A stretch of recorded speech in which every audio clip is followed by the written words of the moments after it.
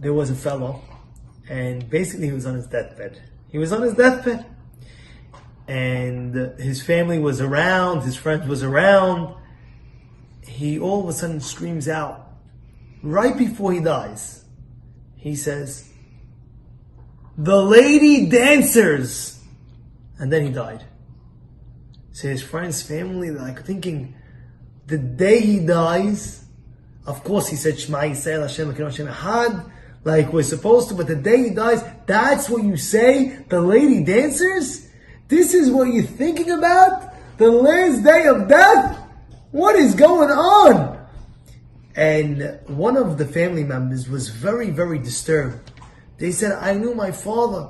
He was Tzaddik. I can't believe it. What did he do? He embarrassed the whole family by saying this. What's going on?" That's what he says. The one of the last words after Shema Yisrael says, "The lady dances and he dies." What is that? He did investigation.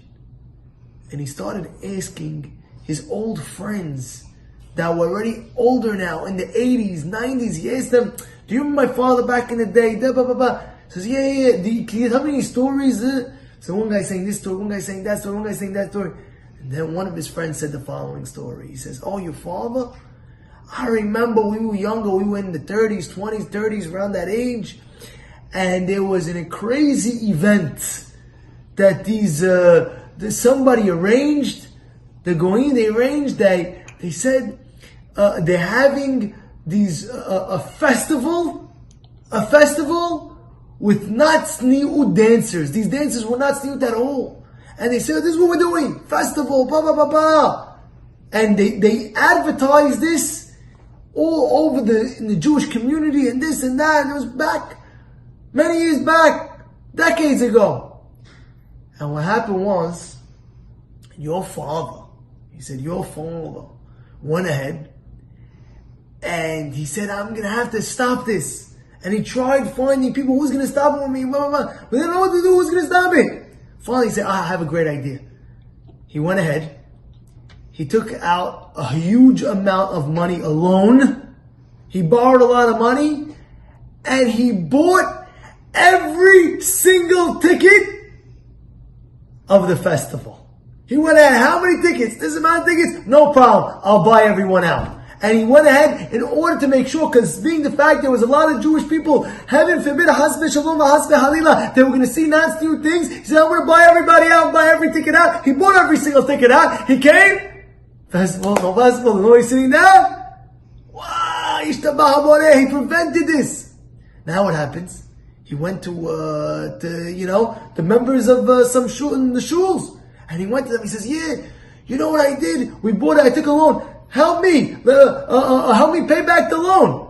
So they looked at him and said, "What are you talking about? You're going to do this every single time there's going to be an event? You're going to go buy out every single ticket? Every single time? That's not the way we do things." So he doesn't know what to do. He doesn't know what to do. He says, "Oh my goodness, all this money, how am I going to pay it back there?" And of course he went to the stipler. This is what I heard from Rabbi Eisencourt, who heard it from Rabbi Rosenblum. He went to the stipler. And the stipler told him, he said, "You have nothing to worry about. You have a very big zchut. You prevented a lot of Jewish people from entering this festival. And this is mamash, the tickets that you bought will never go to waste. Because the tickets that you bought are part of your tickets up for Olam Haba. Your tickets that you bought, preventing those people, is part of your tickets in Olam Haba."